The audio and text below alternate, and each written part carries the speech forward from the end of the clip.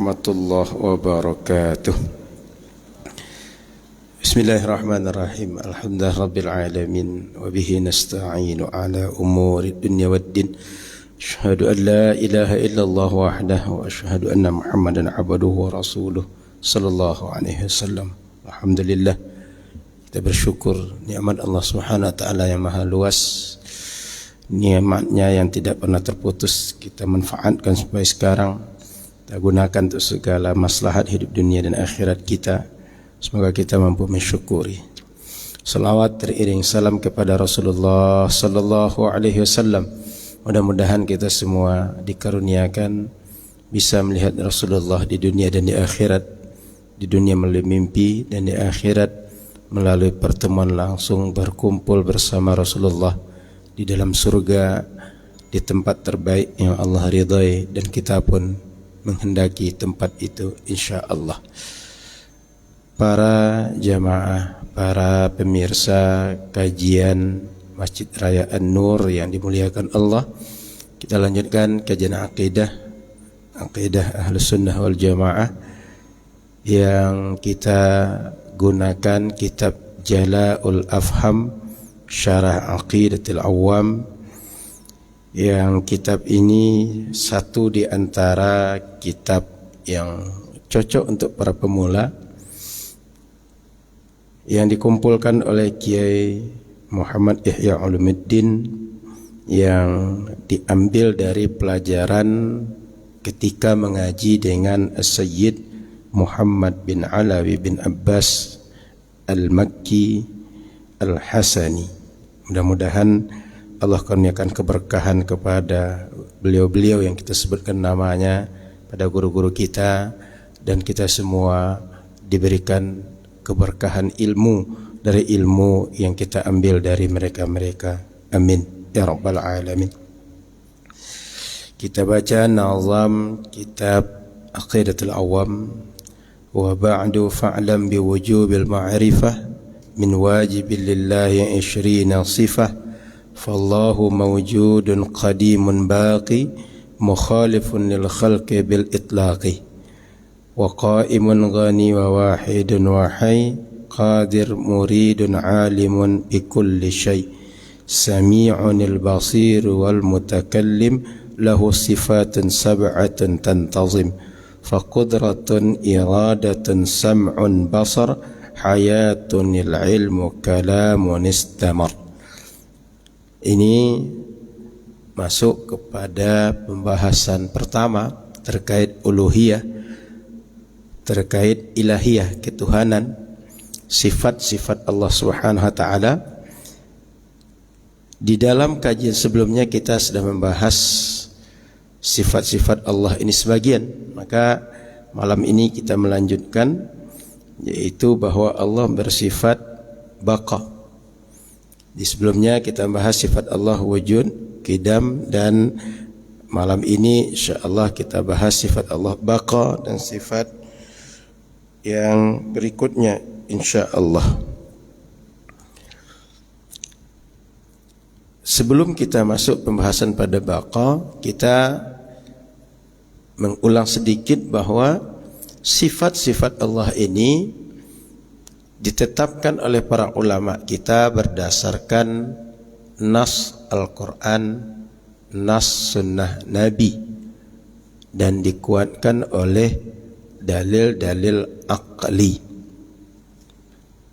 Kemudian ketika menetapkan sifat-sifat Allah, ulama tidak membatasi dengan 1, 2, 20, 99, 1000 sifat, tapi menetapkan semua sifat yang menunjukkan kesempurnaan untuk Allah dan menafikan semua sifat yang menunjukkan ketidakberdayaan, kekurangan, kelemahan bagi Allah Subhanahu wa taala. Namun bila dirincikan sifat yang banyak tadi, induknya ada pada 20 sifat. Dan ketika kita paham 20 sifat ini, kita insya Allah akan paham sifat yang lain dan akan mampu membedakan mana yang Allah Tuhan sesungguhnya dengan Tuhan yang lain yang dianggap Tuhan oleh sebagian hamba-hamba Allah.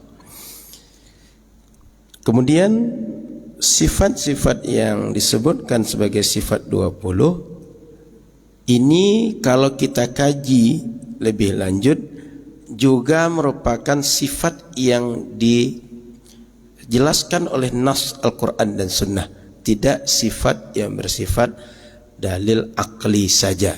Sehingga jangan pernah mengingkari sifat 20, karena sifat 20 itu bila diingkari satu saja orang bisa kafir. Contoh, Allah pasti ada, sifat wujud. Dinafikan sifat wujud berarti Allah tidak ada. Kalau Allah tidak ada, orang yang berkeyakinan begitu bisa kafir. Oleh karena itu saya ingatkan siapapun para pelajar ilmu agama, jangan pernah menafikan sifat 20. Soal kita tidak sepakat sifat dibatasi 20 atau lebih dari itu soal yang lain. Tapi jangan pernah menafikan sifat 20. Oh Ustaz, nanti kami ada akidah uluhiyah, rububiyah, asma wa sifat, itu silahkan. Mau yakini itu sebagai akidah kalian, silahkan.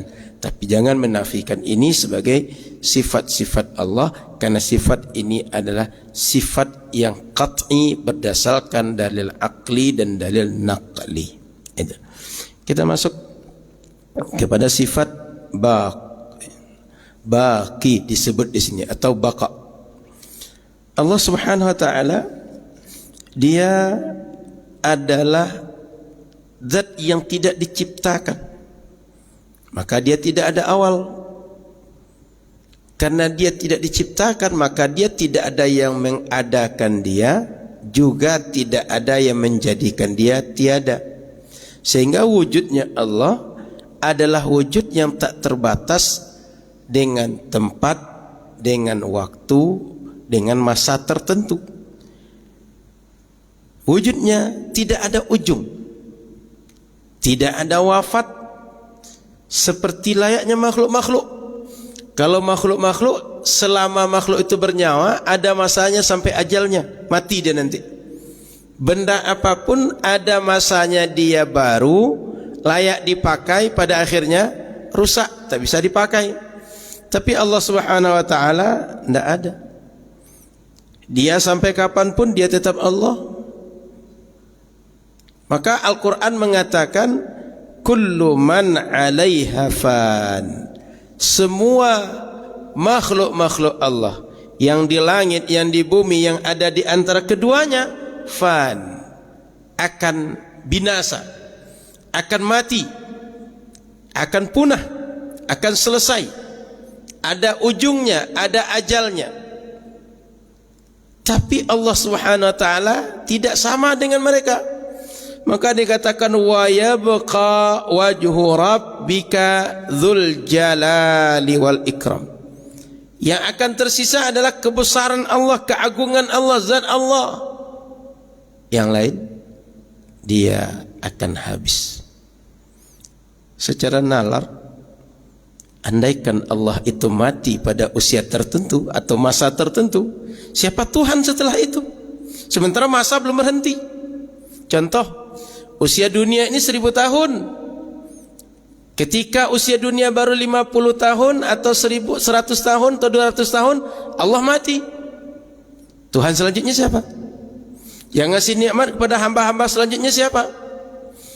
Kalau mereka mendapat nikmat kubur, azab kubur, yang kasih nikmat azab kubur siapa? Kalau sempat mereka masuk surga, masuk neraka, yang kasih nikmat surga, yang kasih azab neraka siapa? Maka Allah Subhanahu wa taala mustahil, pasti tidak ada dia bersifat sementara, tapi pasti dia berkekalan. Kalaulah dia tak berkekalan, berarti Allah ini ada batas hidupnya. Pertanyaannya, siapa yang membatasi? Kenapa dibatasi? Kalau ada yang membatasi, berarti yang membatasi lebih prerogatif, lebih kuat haknya dibanding Allah itu sendiri. Maka mustahil Allah bersifat sementara. Dia punah, dia mati, dia habis. Pasti Allah bersifat kekal. Dalam ayat yang lain Allah katakan kullu syai'in halik. Segala sesuatu, apapun itu, apapun bendanya, apapun makhluknya, mau makhluk paling dekat dengan Allah, makhluk paling jauh, apakah itu malaikat, apakah itu nabi, wali-wali, manusia biasa, orang saleh atau tidak saleh, semuanya halik, akan mati, akan binasa, akan pulang kepada Allah, akan ada ujungnya. Siapa yang tidak? Illa wajhah, kecuali dia Allah Subhanahu wa taala. Dia enggak akan ada ujungnya, enggak akan berakhir. Dan ini jangan diartikan letterlek bahwa wajah Allah saja yang tak berakhir. Lalu kemana yang lain? Kalau wajah Allah saja tak berakhir, kepalanya kemana? Badannya kemana? Karena ada yang mengatakan bahwa yang tak berakhir itu adalah wajah Allah saja. Ini paham mujassimah seperti ini jangan sampai masuk ke pikiran kita, jangan sampai diajarkan di sekolah-sekolah tempat anak kita belajar, atau anak kita serahkan belajar ke tempat yang seperti ini. Karena Allah Subhanahu wa taala itu dia bukan fisik, bukan materi seperti yang kita bayangkan. Dan dia pasti berbeda dengan setiap fisik, setiap materi yang kita kenal. Dia sendiri yang meyakinkan, laisa kamitslihi syai'un, tak ada yang sama dengan dia.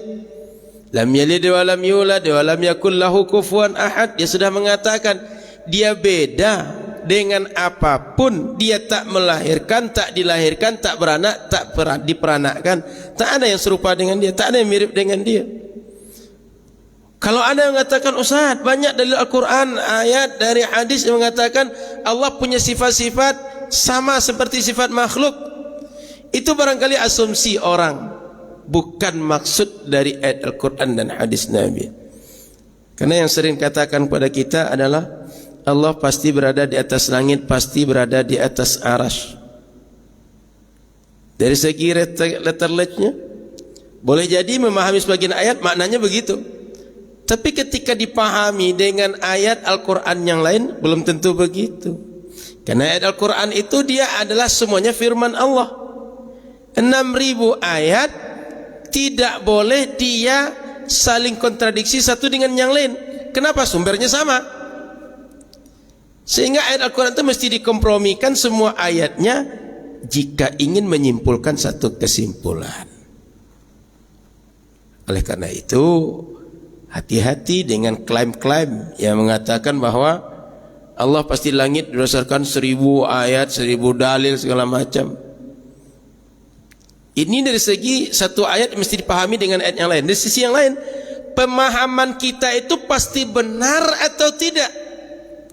Apa alat ujinya bahwa Allah pasti di langit? Apa alat ujinya Allah pasti di arasy? Ada yang pernah lihat Allah di atas langit? Ada yang pernah lihat Allah di atas arasy? Enggak ada alat ujinya. Sehingga kalau ada yang memastikan Allah pasti langit, itu kepedean. Itu menghukumi sesuatu yang dia sendiri enggak tahu. Maka jangan terlalu kepedean. Sehingga kawan-kawan kita yang Wahabi, yang menyebut diri Salafi, jangan terlalu pede mengatakan bahwa 1000 dalil, 1000 ayat, 1000 hadis mengatakan Allah pasti di atas langit. Itu asumsi. Karena ketika kita uji betul pemahaman mereka, mereka akan kontradiksi dengan diri mereka, bukan dengan orang-orang di luar mazhab mereka. Oleh karena itu, hati-hati dengan klaim-klaim, karena banyak sekali yang mengklaim hari ini. Bapak Ibu jamaah dimuliakan Allah dan para penonton yang dimuliakan Allah Subhanahu wa taala, sifat Allah berikutnya adalah mukhalafatuhu ta'ala lil hawadis. Dia Allah beda dengan hawadis, makhluk-makhluk. Makhluk ini dia diciptakan, dan semua makhluk dicipta. Sehingga kalau orang tanya, apakah betul Allah beda dengan makhluk? Yang paling penting, yang paling mendasar, kita enggak usah mengkaji panjang-panjang lah. Dengan makhluk diciptakan, Allah tak diciptakan, itu sudah beda. Dan makhluk tidak pernah bisa ada kalau tak diciptakan Allah. Namanya jadi diciptakan, pasti ada pencipta. Siapa penciptanya? Pasti Allah. Maka dengan makhluk statusnya dia hadis, dia baru, dia diciptakan, pasti beda dengan penciptanya. Kalau dia sama, berarti pencipta dan dicipta dia sama-sama diciptakan. Oleh karena itu, keyakinan Ahlu Sunnah wal Jamaah, Allah pasti beda dengan makhluk-makhluk ciptaannya dari sisi apapun, baik dari sisi nama, baik dari sisi zat, dari sisi sifat dan lain-lain, beda. Maka disebutkan maksud dari mukhalafatuhu ta'ala lil hawadits wa huwa adamu mumatsalatu syai'in minal hawadits lahu subhanahu wa ta'ala. Tidak ada satupun makhluk yang sama dengan dia. Kita itu sering dihukumi Allah dengan persepsi kita. Persepsi kita, apapun benda, apapun materi, dia pasti berada di satu tempat tertentu. Sehingga sulit menerima kalau Allah tak berada di satu tempat. Sehingga pilihan mereka membuat Allah pasti berada di langit. Kalau tidak begitu, Allah pasti berada di mana-mana. Orang itu lupa bahwa kalau berada di langit, berada di satu tempat. Berada di mana-mana, berada di banyak tempat. Sehingga keyakinan sebenarnya sama. Berada di langit, berada di mana-mana, keyakinan hulul kedua-duanya. Keyakinan yang menisbahkan Allah pasti berada pada makhluknya. Tapi kan difitnahkan bahwa yang Ahlu Sunnah meyakini Allah ada di mana-mana. Enggak ada kitab-kitab Ahlu Sunnah yang begitu. Karena keyakinan Allah ada di mana-mana sama dengan keyakinan Allah ada di langit, Allah ada di arsy. Itu adalah fitnah. Tidak akan ketemu di literatur-literatur mazhab Ahlu Sunnah. Tidak akan ketemu di kajian-kajian Ahlu Sunnah begitu. Kalau ketemu ada orang mengucapkan begitu, ada kemungkinan orang yang enggak paham masalah. Ada kemungkinan orang yang ketika dia belajar, dia tidak detail dalam memahami masalah. Atau memang orang yang tidak terpelajar. Tapi jangan jadikan alasan orang yang salah untuk menghukumi konsep yang benar. Itu tidak fair. Sama dengan ada orang datang Masjid Raya An-Nur, setelah Jumatan rupanya ada yang hilang sendal. Jangan dikira jamaah Masjid Raya An-Nur itu pencuri sendal. Itu enggak fair begitu. Yang curi sendal, ya jangan-jangan orang yang curi sendal itu memang untuk curi sendal ke masjid, bukan pergi sholat, bukan jamaah Masjid Raya An-Nur, tapi memang memanfaatkan Masjid Raya An-Nur untuk curi sendal. Sama dengan pemahaman begitu. Yang salah jangan dijadikan alasan untuk menghukumi keseluruhan. Dan banyak sekali masalah-masalah fikhiyah, sifatnya fikhiyah. Dia kasuistik tapi dijadikan untuk memukul keseluruhan. Contoh, kadang-kadang kita tengok ada di antara sahabat kita berdoa dengan tawasul.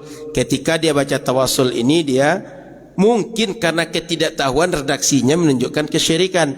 Dihukumi gara-gara itu tawasul itu adalah syirik. Tawasul itu bukan ajaran Islam. Padahal orang mungkin tergelincir lisan. Atau boleh jadi ketika ziarah kubur, ada adab kubur, orang karena ketidaktahuan dia salah.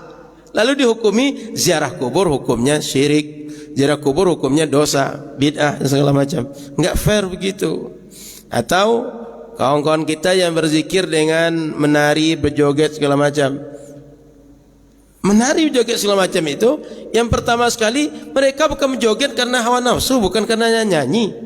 Yang kedua, mereka ketika melakukan hal seperti itu boleh jadi karena ketidaktahuan. Yang ketiga, boleh jadi orang yang berzikir begitu, dia sudah di luar kesadaran dia. Dan bukan sedang dipermainkan oleh jin atau oleh iblis, oleh siapapun. Tapi karena dia menikmati zikir, dia lupa dengan keadaan di sekitar dia. Masih banyak kemungkinan.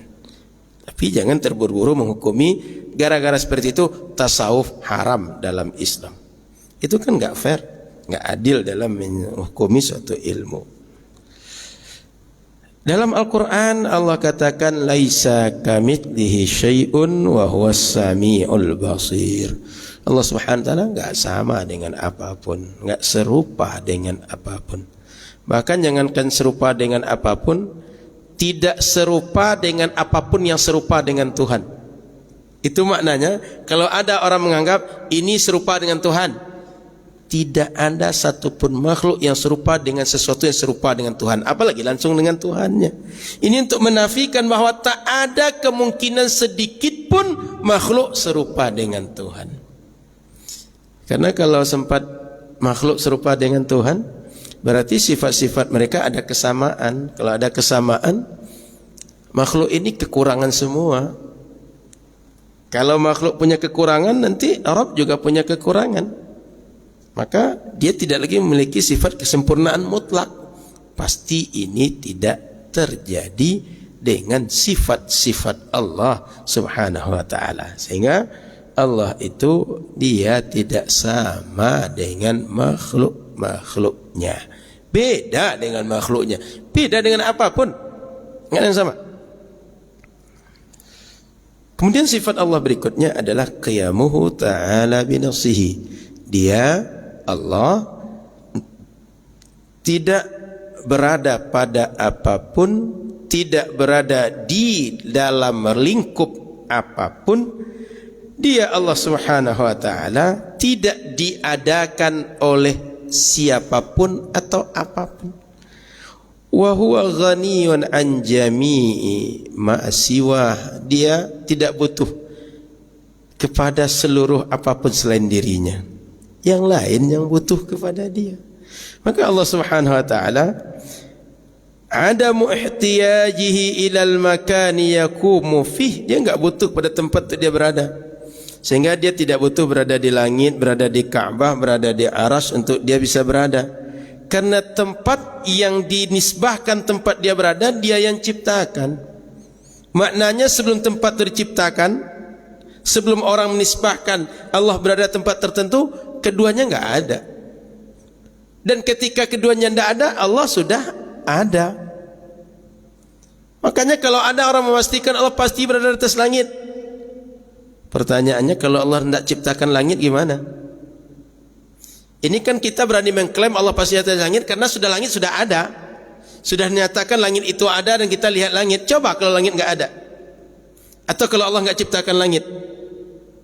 Maka Bapak Ibu dimuliakan Allah Subhanahu wa ta'ala, bagi dia ada tempat atau tidak ada tempat dia wujud. Diciptakan langit atau tidak dia wujud. Diciptakan arsy atau tidak dia wujud, pasti ada. Ada orang beribadah atau tidak dia pasti ada, dia tetap Tuhan. Anggaplah semua makhluk ini enggak satu pun ibadah kepada dia, dia Tuhan juga. Anggap semua makhluk yang diciptakan ini tidak ada orang satu pun, dia Tuhan juga. Anggap semua makhluk ini semuanya butuh rizki, lalu tiba-tiba enggak ada yang butuh rizki, dia tetap Tuhan, pemberi rizki tetap dia. Jangan dikira kalau enggak ada makhluk dia enggak Tuhan, setelah ada makhluk dia Tuhan, enggak begitu. Ada tidak ada makhluk, butuh tidak butuh orang kepada dia, dia tetap Tuhan, dia tetap Rabb. Maka dia la yahtaju ila mahallin yahillu fihi. Dia tidak butuh kepada satu ruang kosong, dia berada di situ.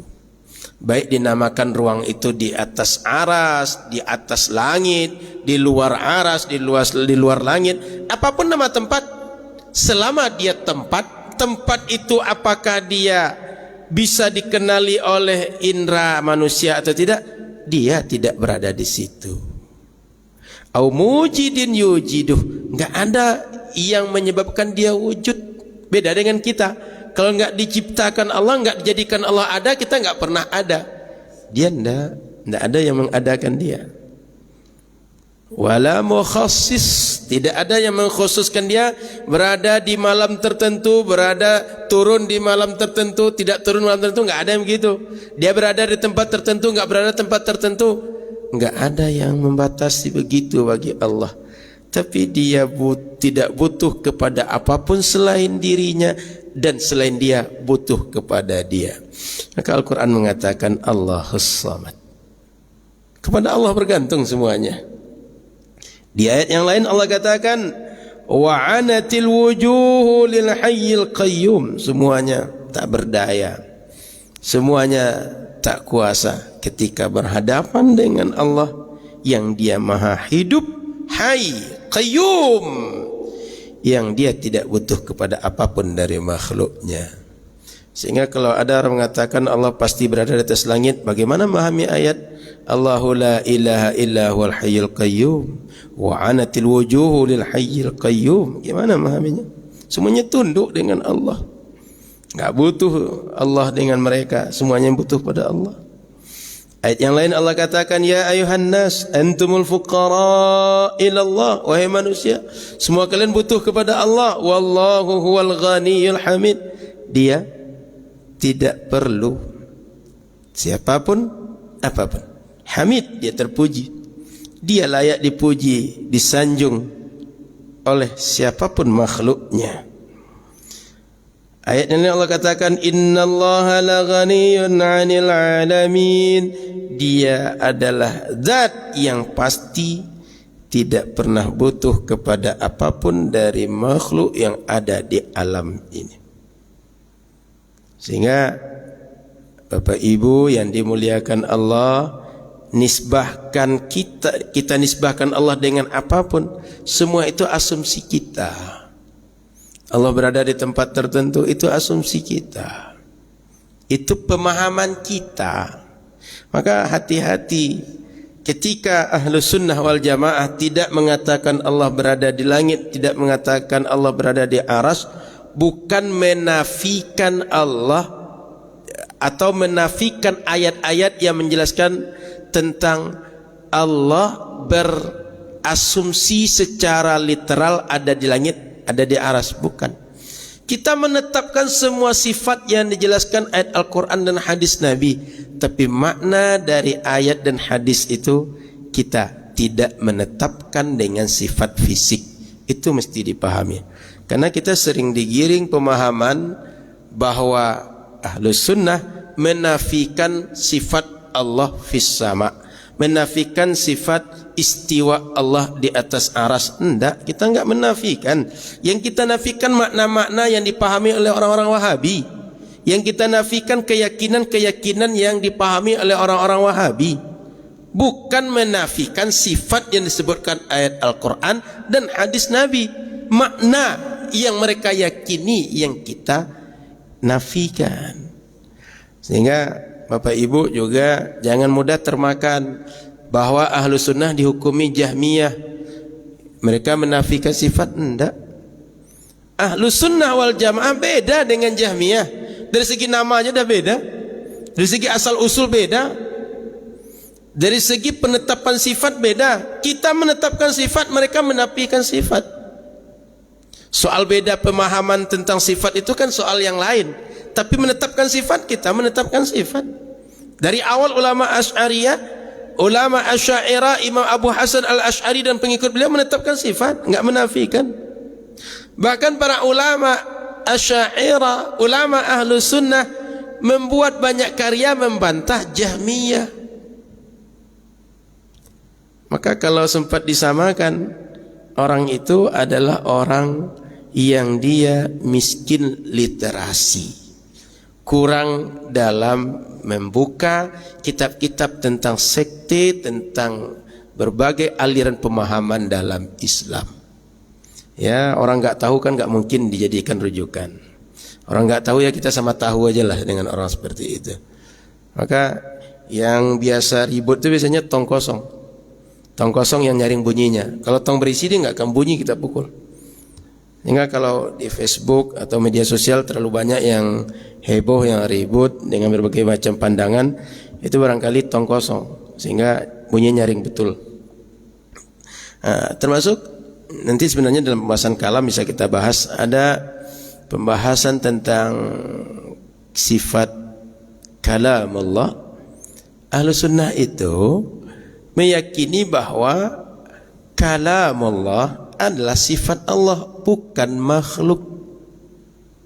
Itu perlu dipahami dengan baik. Namun ketika kita baca kalam Allah Bismillahirrahmanirrahim. Suara yang keluar ini, atau ketika ditulis di dalam mushaf, ba, sin, mim, ditulis dengan berbagai ayat, 6.000 ayat itu, yang tulisan itu dan bacaan yang keluar suara kita tadi itu membacakan firman Allah, itu adalah makhluk.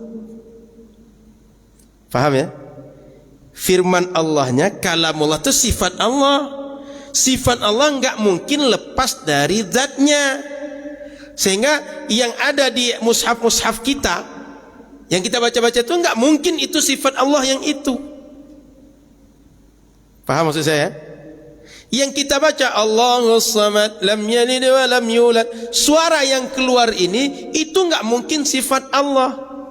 Itu makhluk ciptaan Allah keluar dalam bentuk suara kita. Cuma yang kita baca itu menghikayatkan, menceritakan, membaca kalam Allah. Paham ya? Maka hati-hati dengan menganggap bahwa ahlu sunnah mengatakan sifat Allah, Allah tidak meyakini sifat kalamullah, atau meyakini bahwa kalamullah itu makhluk. Hati-hati, mesti dirincikan. Yang mana satu yang makhluk, yang mana satu yang bukan makhluk.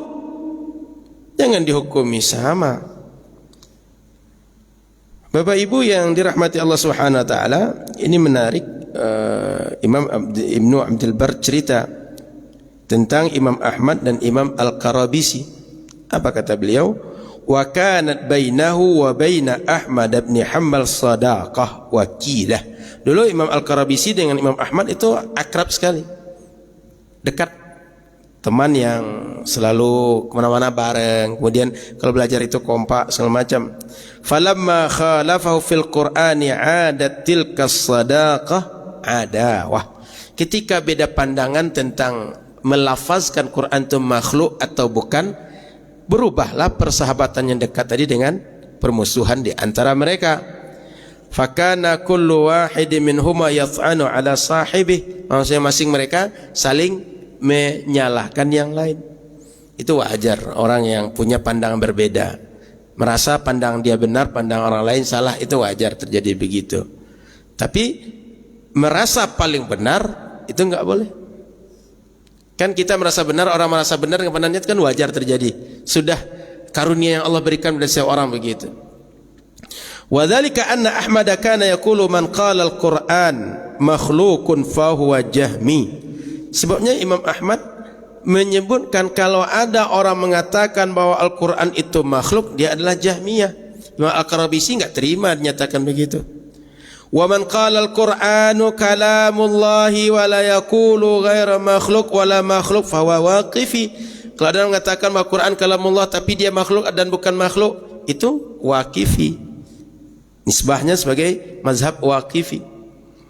Wa man qala lafzi bil Qur'ani makhluq fa huwa mubtadi'. Kalau ada orang mengatakan lafazku mengucapkan Al-Qur'an ini adalah makhluk, dia ahli bid'ah, kata Imam Ahmad. Dia memunculkan pendapat yang baru. Dan perlu kita sadari, di antara beda Imam Ahmad dengan imam-imam berikutnya atau imamnya semasa dengan beliau dari kalangan Ahlus Sunnah adalah masalah ini, dan panjang perdebatannya. Para ulama Ahlus Sunnah selain Imam Ahmad di masa itu mengatakan lafaz yang kita baca ini, tulisan yang kita tulis, tinta pena yang memunculkan huruf dan ayat Al-Quran itu disebut makhluk. Bacaan yang keluar di suara mereka itu makhluk. Tapi yang dibaca dari suara tadi itu adalah menceritakan kalamullah, itu adalah kalamullah. Kan beda ya, suara kita yang keluar membacakan kalamullah dengan kalamullah itu kan dua hal yang berbeda. Maka dulu imam-imam Al-Qarabisi, Imam Ibnu Kullab, Imam Al-Haris Al-Muhasibi, bahkan Imam Al-Bukhari dan imam-imam yang lain menyebutkan yang keluar dari lisan ini adalah makhluk. Imam Ahmad enggak terima. Ini beda yang mendasar antara Imam Ahmad dengan ulama Ahlus Sunnah di zaman beliau dan setelah itu. Tapi apakah gara-gara mereka menyebut kalam yang keluar itu adalah makhluk mereka tidak Ahlus Sunnah? Belum tentu. Kenapa? Karena kalau kita tengok analisa berikutnya akan ada penjelasan Imam Ahmad menyebutkan bahwa yang terucap dari mulut kita bukan makhluk, agar orang nanti jangan sampai mengatakan kalamullah itu makhluk, saddan lidzari'ah, sebagai upaya preventif orang jangan sampai salah akidah dalam memahami kalamullah. Itu ada penjelasan Imam Zahabi berikutnya. Saya lanjutkan baca pernyataan Imam Ibnu Abdul Bar tadi.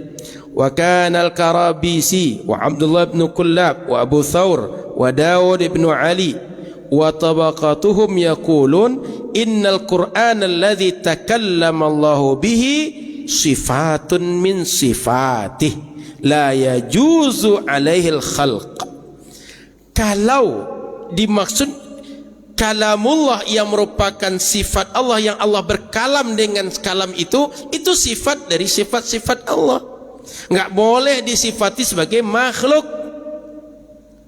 Paham ya? Yang Allah berkalam sendiri itu adalah kalamullah, enggak boleh disifati makhluk. Wa inna tilawatat tali, kalau ada orang yang membaca ayat Al-Quran wa kalamahu bil Quran, lalu dia mengucapkan kalimat-kalimat Al-Quran, kata Allah begini, ayat Al-Quran bunyinya begini, kasbun lahu wa fi'lun lahu, itulah pekerjaan manusia, adalah upaya manusia ketika membacakan firman Allah. Wa dzalika makhlukun, dan itu adalah makhluk, dicipta. Siapa yang ciptakan? Allah yang ciptakan pada makhluknya. Wa innahu hikayatun an kalamillah, ini membacakan ulang firman Allah, bukan firman Allah ketika dia berkalam. Beda ya? Paham bedanya? Oke. Wa hajaratil hanabilatu ashabu Ahmad bin Hanbal Husainan al-Karabisi wa badda'uhu. Gara-gara beda persepsi tadi itu, orang-orang yang menisbahkan diri pada Imam Ahmad, pengikut Imam Ahmad, menghindari atau menganggap salah dan menjauhi Imam Husain al-Karabisi, dan orang-orang yang sepakat dengan pemikiran Imam al-Karabisi dan menganggapnya ahli bid'ah, menuduhnya dengan berbagai tuduhan.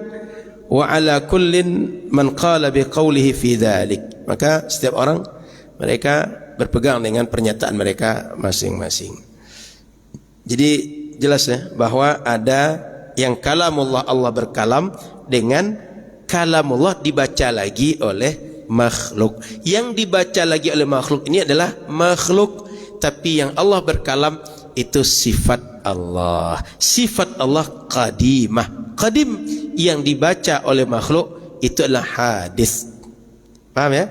Itu baru setelah diciptakan Allah, baru muncul ketika manusia berkeinginan membaca kalam Allah. Lalu kata Imam Subki dalam permasalahan ini tadi,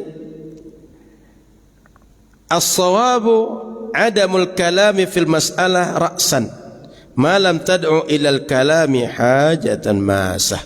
Sebenarnya tidak memperdebatkan masalah ini lebih baik selama tidak dibutuhkan. Tapi ketika dibutuhkan, maka perlu dirincikan dalam menjawab. Al-Quran itu makhluk. Kita tanya, yang mana satu yang anda maksudkan makhluk? Yang Allah berkalam atau kita membaca kalamullah tadi? Paham ya? Yang mana satu yang disebut dengan makhluk? Kalau yang kalamullah berkalam itu disebut makhluk, baru salah.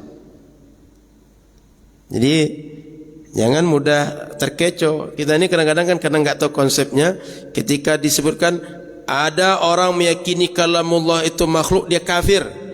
Kita tanya balik, yang anda maksud kalamullah itu kalam yang mana? Mengucapkan kalam yang mana yang disebut dengan makhluk itu? Kemudian kita lanjut lagi Bapak Ibu yang dirahmati Allah Subhanahu wa taala. Tidak hanya Imam Al-Karabisi pemahaman begitu. Tadi sudah dibacakan di antara imam yang berpemahaman seperti itu, Imam Bukhari. Imam Bukhari juga memahami bahwa ketika kita mengucapkan kalamullah, membaca kalamullah itu adalah makhluk. Talaffuznya, melafazkan kalamullah, membacakan kembali kalam Allah, itu adalah makhluk. Kemudian Imam Muslim yang punya Sahih Muslim, Imam Al-Harith Al-Muhasibi, imam sufi terkenal, imam Ahlus Sunnah di zaman Imam Ahmad juga, Imam Muhammad bin Nasr Al-Marwazi dan lain-lain. Sedangkan dan termasuk fitnah antara Imam Bukhari dengan gurunya Az-Zuhli gara-gara ini juga. Imam Zuhli mengatakan Quran itu makhluk, enggak boleh. Imam Bukhari dia membedakan seperti Imam Husain Al-Karabisi tadi, sehingga terjadilah perbedaan paham antara Imam Zuhli dengan Imam Bukhari. Imam Zuhli kemudian memberikan tahzir terhadap Imam Bukhari. Imam Muslim kemudian berpihak pada Imam Bukhari. Maka Imam Muslim tetap belajar pada Imam Bukhari. Kemudian kata Imam As-Subki juga, fa innal haqqa fi mas'alatil lafzi ma hu ya'ni al-Bukhari. Ketika terjadi perdebatan Imam Zuhli dengan Imam Bukhari, yang benar itu masalah melafazkan Quran adalah pendapat Imam Al-Bukhari. Kata Imam Subki, Imam Subki ini mujtahid juga. إذ لا يستريب عاقل من المخلوقين في أن تلفظه من أفعاله الحادثة التي هي مخلوقة لله تعالى. Karena tidak ada orang yang meragukan ketika kita ucapkan, kita bacakan kembali firman Allah, ini adalah hadis munculnya belakangan. Tadinya tidak ada suara bismillah, lalu ada bismillah, berarti dia hadis, dia baru. Tadinya tidak ada lalu ada, berarti diciptakan. Siapa yang menciptakan? Allah yang menciptakan. Karena setiap yang makhluk dan perbuatan makhluk yang menciptakan adalah Allah. Jadi kita Pak hadir di sini, yang menciptakan hadir kita ini adalah Allah. Tapi yang berkeinginan hadir ke sini adalah diri kita. Kan kita bisa pilih nih, hadir di Masjid Raya An-Nur, nonton dari live streaming di rumah kita, atau sedang ngopi malam ini. Itu kan pilihannya kita. Cuma kita dari pilihan kita itu pengen hadir, lalu dia dari tidak hadir menjadi bisa hadir, itu Allah yang ciptakan setiap apa yang menjadi kita bisa hadir di tempat ini. Menciptakan langkah, menciptakan tenaga, menciptakan ilmu untuk kita sampai ke sini, itu Allah yang jadikan semuanya. Wa inna ma ankarahal Imam Ahmad radhiyallahu anhu li basya'ati lafziha. Kata Imam Subki, kenapa Imam Ahmad mengingkari bahwa pernyataan Al-Quran itu makhluk? Karena redaksi ini menurut Imam Ahmad enggak cocok, jelek, enggak layak. Bukan karena enggak sesuainya, bukan karena secara konsep ilmunya enggak begitu, enggak. Tapi ini redaksionalnya dulu para ulama salaf enggak ada, belakangan baru muncul. Munculnya pemahaman ini dibedakan antara kalamullah ketika dia berkalam dengan manusia mengucapkan lagi, itu karena orang-orang Mu'tazilah sudah memulaikan pemahaman macam-macam. Dia mengatakan bahwa sampai kita berucap pun adalah kalamullah itu merupakan makhluk. Sehingga Bapak Ibu rahmati Allah Subhanahu wa taala, para ulama dalam masalah kalamullah ini yang bijak, yang benar adalah tafsil, merinci. Yang mana satu yang Anda maksudkan yang makhluk. Kita baca sedikit pernyataan Imam Az-Zahabi. Kata Imam Az-Zahabi dalam kitab Siyar A'lam An-Nubala, wala raiba anna mabtada'ahu al-Karabisi wa harrarahu fi mas'alati al-lafzi wa annahu makhlukun huwa haqq, lakin abahu al-Imam Ahmad li'alla yutadarra'u bihi ila al-qawli bi khalqil Qur'an fasaddal bab. Kata Imam Az-Zahabi, ketika Imam Al-Karabisi dianggap bid'ah sebab dia membedakan masalah kalamullah berkalam dengan kalamullah dibaca lagi oleh makhluk, sebenarnya itu adalah hak, kata Imam Az-Zahabi, murid Imam Ibnu Taimiyah. Ibnu Taimiyah ini rujukan orang-orang Wahabi. Namun Imam Ahmad menafikan, menolak pernyataan Imam Al-Karabisi. Kenapa?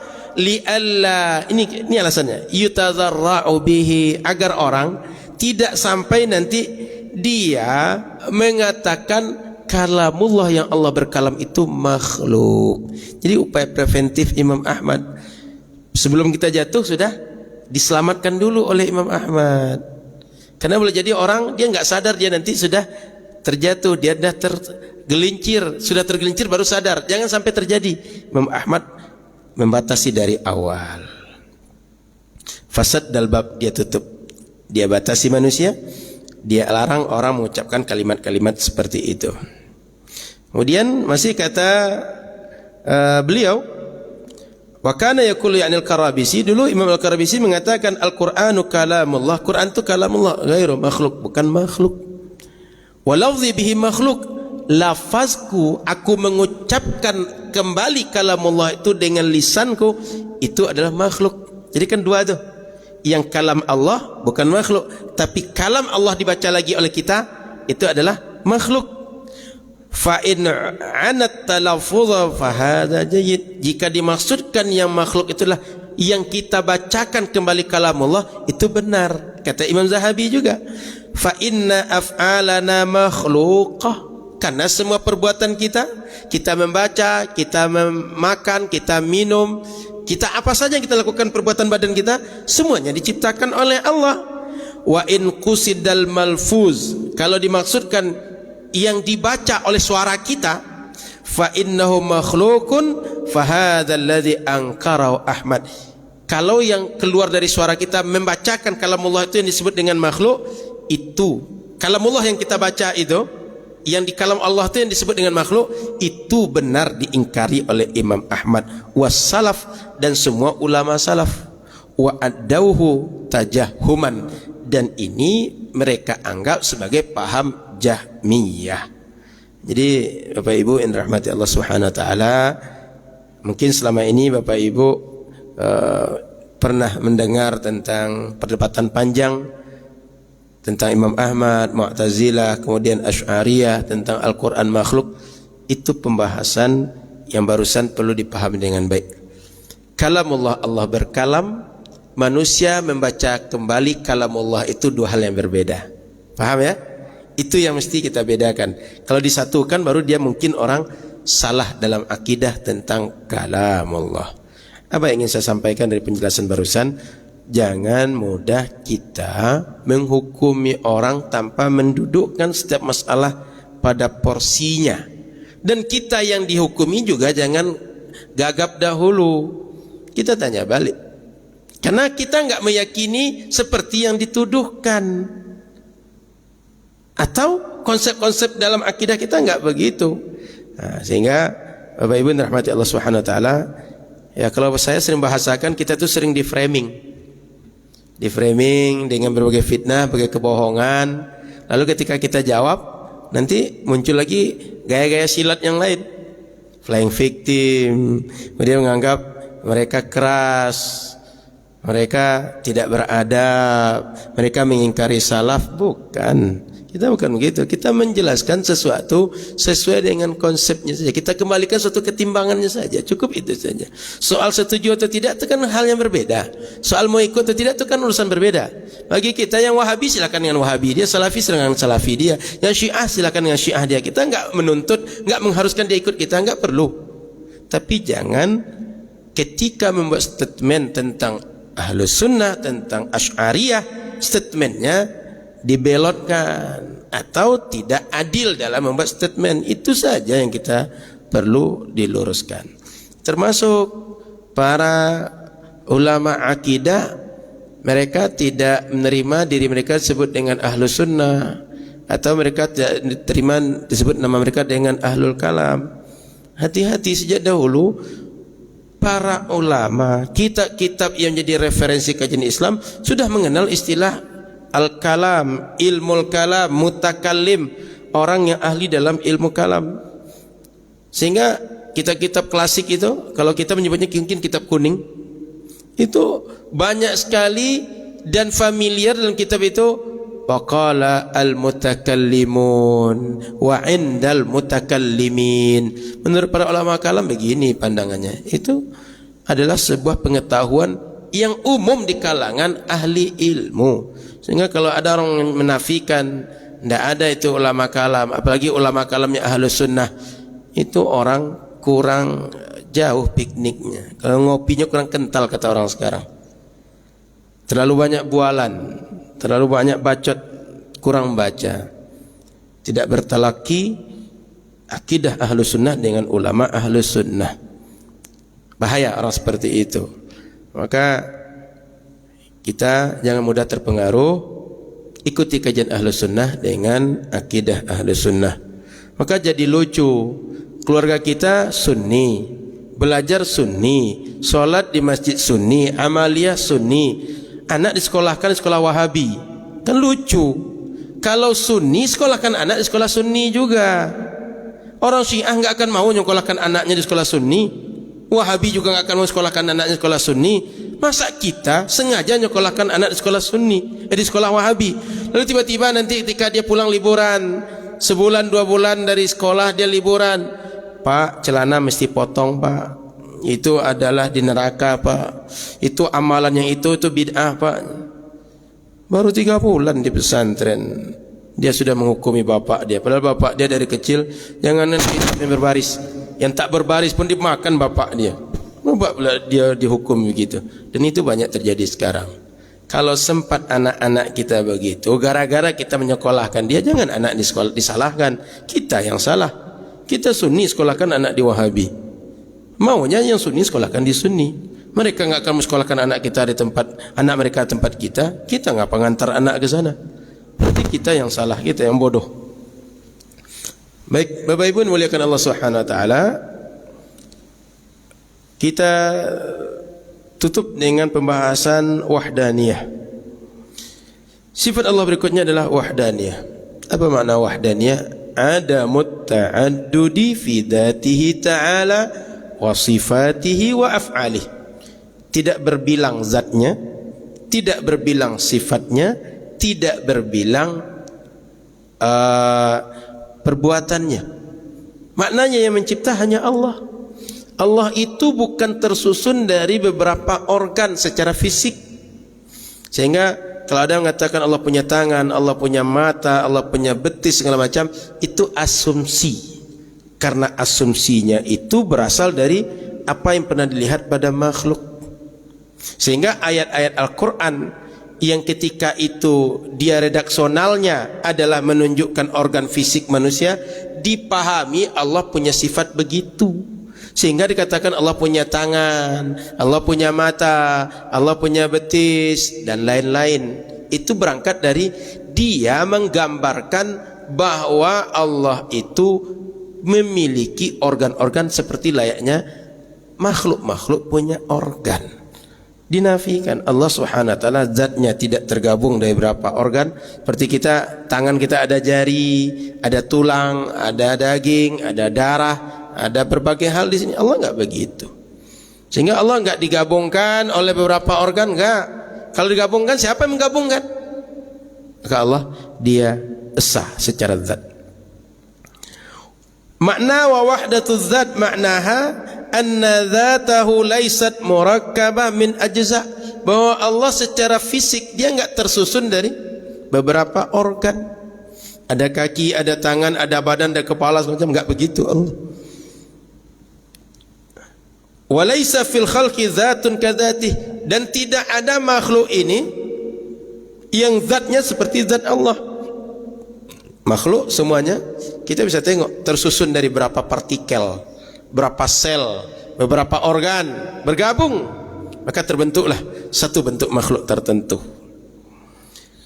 Wa wahdatus sifati maknaha, makna Allah Subhanahu wahdah pada sifatnya, esa pada sifatnya, annahu laisa li ahadin sifatun tushbihu sifatan min sifati. Enggak ada orang yang mirip sifatnya dengan sifat Allah. Sifat Allah hanya dia yang punya sifat begitu.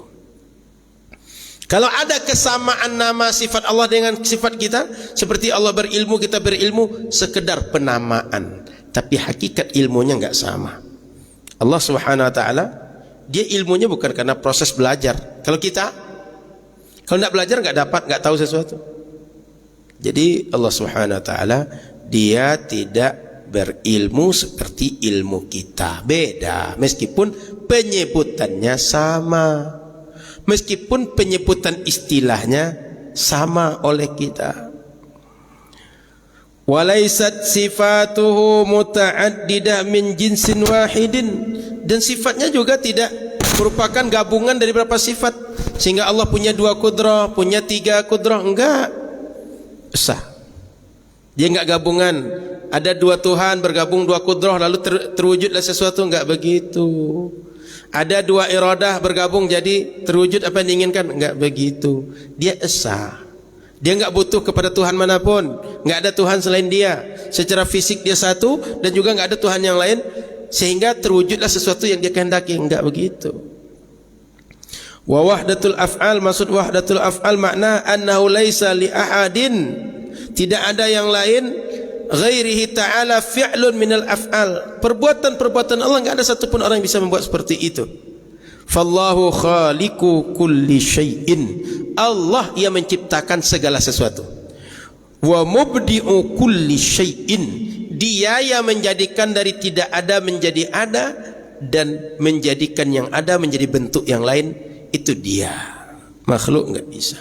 Kayak kita dari enggak ada menjadi ada sekarang. Dari ada kita, tadinya ada kita mungkin di rumah, kemudian ada ke masjid, kan berubah dari tempat itu, berubah keadaan. Dia yang menjadikan begitu. Fahuwa ta'ala mustaqillun bil ijadi wal ibda'. Dia saja yang mengadakan, dia saja menciptakan makhluk. Yang lain enggak bisa begitu. Dia saja mengadakan, menciptakan perbuatan makhluk, yang lain enggak bisa begitu. Maka Allah berfirman, huwallahul subhanah huwal wahidul qahar. Maha suci dia, dia Tuhan yang maha esa, maha satu, dia maha berkuasa. Al-Quran katakan, wa ilahukum ilahu wahid la ilaha illa huwar rahmanir rahim. Yang paling mudah yang sering kita hafal, qul huwallahu ahad. Ini ada ayat yang menarik.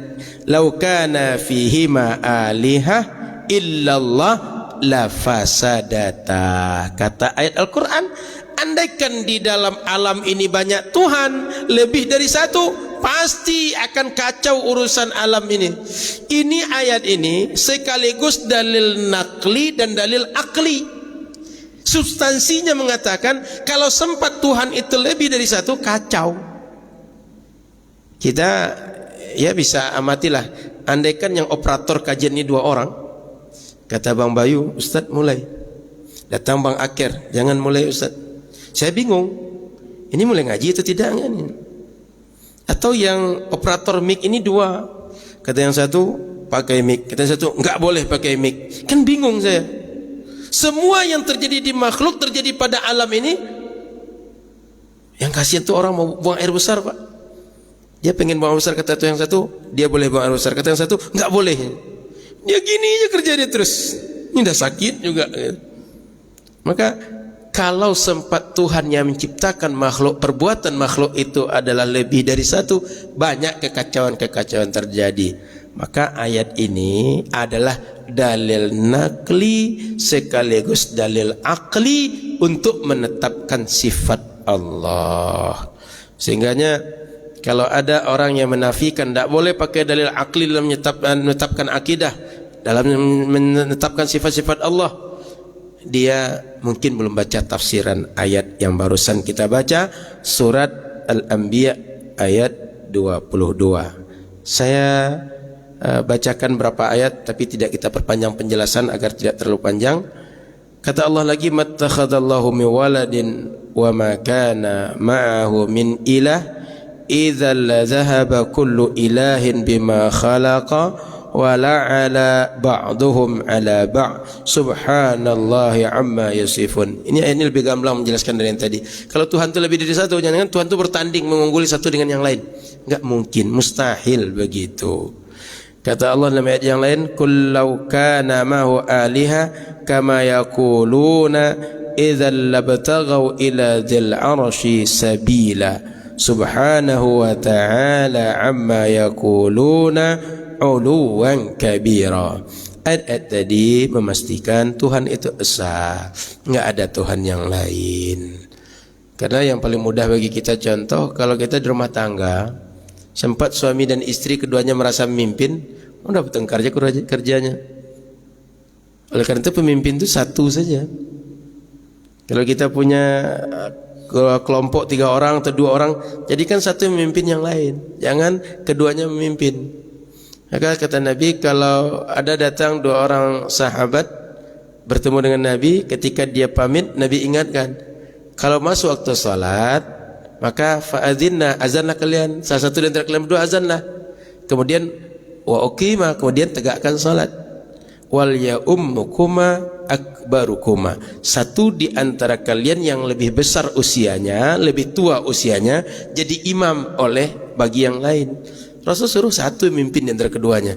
Dalil akli kita menyatakan kalau pemimpin lebih dari satu repot, berebut dia memimpin nanti. Baik, saya kira itu kajian kita malam hari ini, kajian akidah Ahlus Sunnah wal Jamaah. Kita masih membahas sifat Allah yang 20, baru sampai pada wahdaniyah. Saya ingin mengajak umat Islam untuk kembali kita mengkaji kajian akidah Ahlus Sunnah wal Jamaah, meskipun dari kitab-kitab matan, kitab-kitab yang paling dasar, agar memahami akidah kita sesuai dengan akidah Ahlus Sunnah wal Jamaah. Sehingga begitu datang berbagai syubhat, berbagai pemikiran yang membuat ragu, yang melenceng, baik datang dari Wahabi, dari Salafi, dari Syiah, dari liberal, dari Ahmadiyah, dari mana saja, kita paham ini akidah yang benar, itu salah.